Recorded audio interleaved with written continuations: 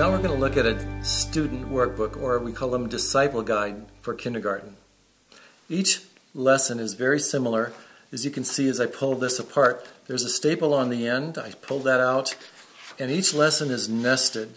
So you can kind of take a lesson out and put the rest aside for the next week or for the whole quarter.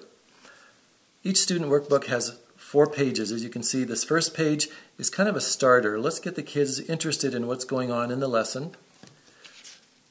Open it up, and there's a series of pictures that will help you retell the whole Bible story in 4 different segments. As you can see, we begin with the first 4 days of creation, go on to days 5 and 6, how Adam and Eve enjoyed their time in the garden, and then finally in Genesis 3 where they sinned and God said it's time to leave.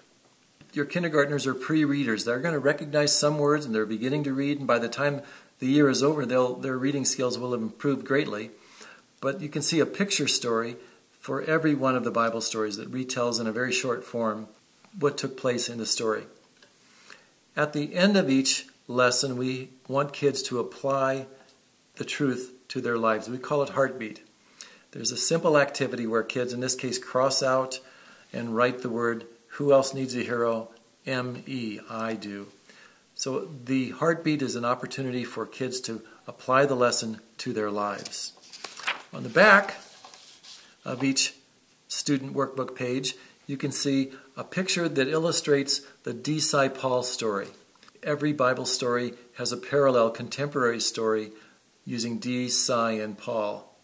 A question and answer segment, and then a special place for parents to partner with their kids to summarize the lesson, have activities and questions to ask, and things that they can do to reinforce what took place in the Bible story for that lesson.